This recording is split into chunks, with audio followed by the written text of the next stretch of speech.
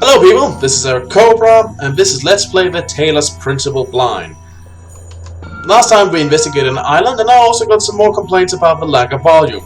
Well, there might be a reason for that. I discovered, and I'm not sure how this happened, that the volume from the microphone had apparently been lowered, so I fixed that, and also further lowered the volume of everything a bit. So, hopefully, I should be hearable now. Please tell me in the comments when you can hear me now. That would be such a relief. And there are 2 stars here, huh? I haven't found any of them yet. Guess they're just kind of well hidden. Well, let's investigate the 3rd place.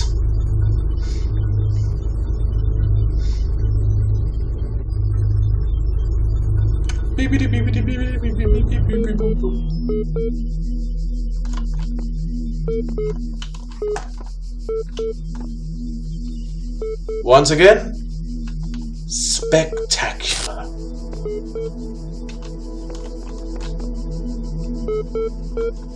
Okay.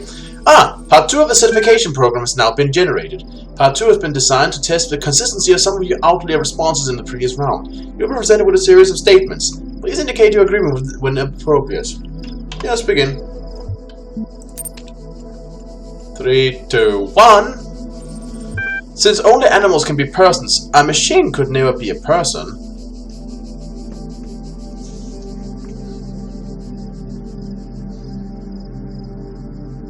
I never meant that only animals can be a person, but everyone we know as a person are animals. But I suppose, given the subject of artificial intelligence, that anything really that fills all the text in the box of, intelligence, like, anything that acts that will be organic or mechanical, could be considered a person. So I'll broadly disagree. A person is under no authority other than that to which they consent. Oh boy, wouldn't that be fun? No. We are, as a society, born into certain institutions that has authority. The police doesn't care about whether or not you consider them, rightful authority. That's why stuff like sovereign citizens and freemen on the land constantly get their ass kicked by the law. You can't just disagree your way out of it. You can't just say, oh, but I don't accept your authority. You can yell that from here all the way to jail. Still won't change the facts. So, no. Furthermore, I don't believe it should be like that. There should be authority. Sensible authority based on sound logic and good rules. So, yeah, I'll disagree. I broadly disagree. The quality of life of persons ought to be maximized. Well, that I think. Everyone should have access to a place to live, an education, water, food. Everyone should have a right to live and a good life. Everyone should have the right to a good life. Now, I know that those people who say, oh, but if we just give people these things, they won't have an incentive to work. Some people will probably just degenerate into couch potatoes and they're just given an easy life. That's true. But let's be honest, there are many people who just want to work. I met those people. I'm related to a couple of them. And let's just look at the world and how many things that how many people engage in giant projects just because they want to. There are many people who are completely in love with their work and would do so even if there was no real need to it. Besides, even if your quality of life is maximized, there are many other things that doesn't directly improve your quality of life, but are nice to have, luxuries of various kinds, and earning them is just fine. So yes, I agree. The quality of life of persons ought to be maximized. I agree. Value is discovered. Huh. I suppose that is in a way true. Sometimes something that appears worthless can later be found to actually have great worth.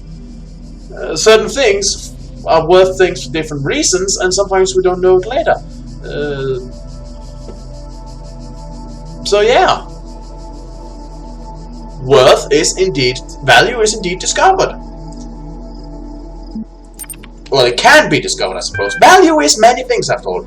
Persons deserve the talents they were born into. Well, you're born with a talent. In a sense, you haven't really earned it. I don't mean that as they shouldn't have it. I think if you're born with a talent, that's great for you. But to say that you earned it, indicates that you've done something to deserve it, and on account of being born with it, you really haven't had time to do anything to acquire it. On the other hand, saying that they don't deserve it is kind of implying that they shouldn't have it, which is not what I mean. So I guess I'll broadly agree with the caveat that I understand that they haven't actually done anything to earn it, but I have absolutely no problem with people having talents. Good for you! You were born talented. The liberty of persons ought to be maximized. Well, situation pending, yeah, I believe in free speech.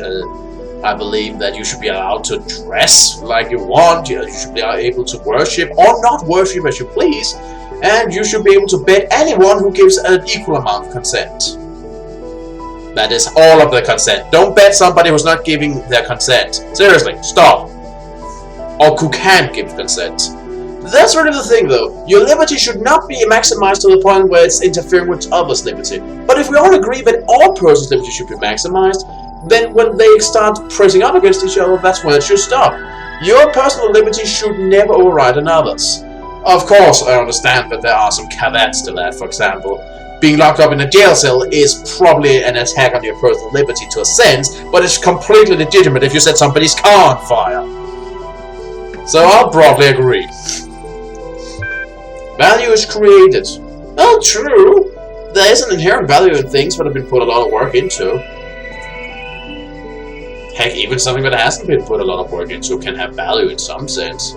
Yeah, hard work can create value. It's not guaranteed, though. You can put a lot of effort into something and it can still be thoroughly shit. Unfortunately, enthusiasm and invested time does not guarantee quality products.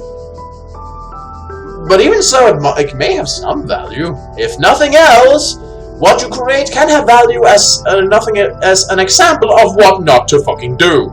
So I'll agree. Thank you. The certification process is now complete. You receive a notification when your user profile has been generated. Interesting questions. Oh, I got some lists. Let's see. AI feedback. We keep discussing what an artificial intelligence would mean to us and how it would change our understanding of the world. That's a great topic, and I think we covered it extensively. What we barely mentioned, though, is the other side of the coin. I mean, our lives would still be what they were before, AI or no AI. The question I think we should discuss, even if it's all completely hypothetical, is the perspective of the artificial intelligence itself. What would it be like to be that creature? To suddenly come into being, created by others as an experiment. To have all the information about yourself, to know exactly how you function. What would you think about the world? Would you see meaning? Beauty? How would you judge humanity? Where would you see yourself fitting into the grand scheme of things? I think we should try to put ourselves into the shoes of such a being. Dear Alexander, thank you for your feedback, but this is a philosophy course, not science fiction. And that's why I almost give up on my studies.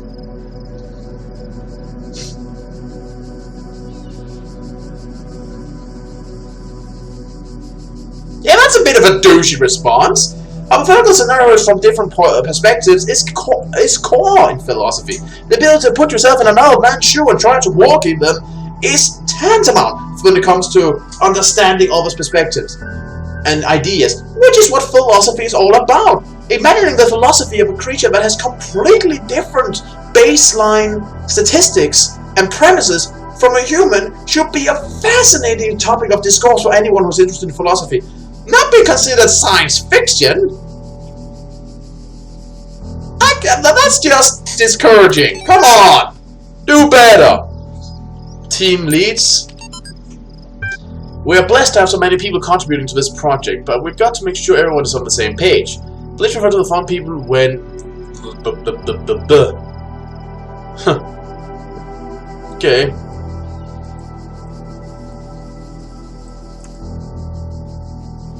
Adira Brigmont. Swear words. That's probably just corrupted. Formerly Zoma. Though not directly part of our project, the archive team is sharing both physical and digital space with us. If there are any technical issues to resolve, please contact our project lead, Arkady Chernyshevsky. Don't worry, he's nice. Numbers. They probably mean something. Straton of Stagaira. Straton of Stagaira was a Greek materialist philosopher associated with the Peripatetic school. An admirer of Aristotle, he was a proponent of empiricism and a fierce critic of philosophy that placed belief before observable truths. Though unpopular with many of his peers for his often archaic personal manner, his commentaries on Aristotle were considered an important work. Much of his writing was lost in the destruction of the Library of Alexandria. Oh, yeah, the Library of Alexandria, that's a fun story. You know, it's a bit of a shame it was burned, but you know, the librarians there, douchebags. No, seriously. It's something people often forget and just condemn those who set it on fire. But, you know, the librarians of Alexandria, grade A douchebags. They would often do some things like borrow books from other countries, make inferior copies, and then send the copies back. You know, force people to give up their books, basically steal them through thuggery and such. And it wasn't because they were interested in reading them. It was just because the books were a sign of wealth, and they wanted to appear wealthy. They wanted the wealth, so they took it from others. Wars were almost started over these douchebags, so that they ended up being set on fire, while a tragic loss of knowledge is an understandable response from people who are getting quite frustrated by a bunch of elitist bullies. I don't condone it. Too much was lost in that fire. But I can't honestly say the guys who worked at the Library of Alexandria back then didn't have it coming. And there we go. Ah, that's you. And you don't say anything. Oh. Well, with that established, oh. Well, there's one in each direction. One I did when searching, I think. Numbers around here. It's a pretty place, a sort of plaza? Not much to explore as the island, it seems. Still no harm in taking a bit of a look-see around. It's pretty. I keep saying that! I keep saying this game's pretty! But it is! It's beautiful! There doesn't appear to be much to explore in this one. This hub world is... I don't know if you call this hub. It's more like... Well, actually, you know, the frozen place is more like the over-hub world. And then you have the smaller hub worlds, and then there's these smaller puzzle hubs. Let's just call it a hub. They have various sizes and such, but oh no, they are fun. Let's just start with a golden one. A bit tied up. Oh dear.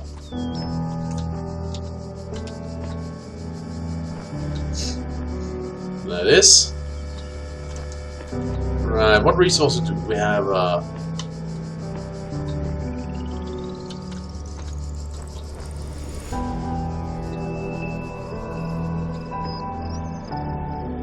Okay. I think I'm gonna need all of these. So.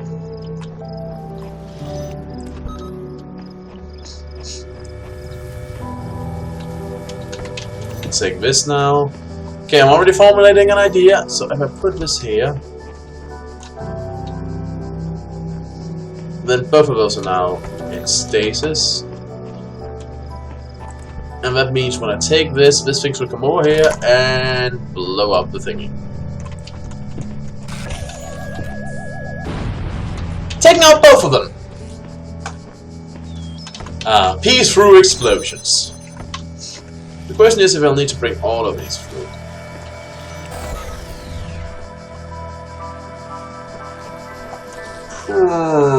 Probably.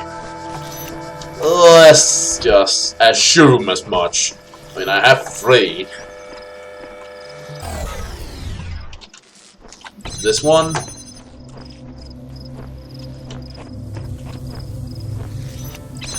Oh! A star! Huh! I actually got that one! That was a bit of a surprise. I expected I would need them. And now I can unlock one more thing when I get back out. I got a star and... Wow, that's... The glitching is getting annoying. Can I stabilize the program a bit? It's distracting. Okay, well, it was a simple one, really. If you just assumed you would need it. So, yeah. Let's just go this way around and solve one at a time. But boy, I look really forward to seeing what I can buy for that golden thing. Stashed for later.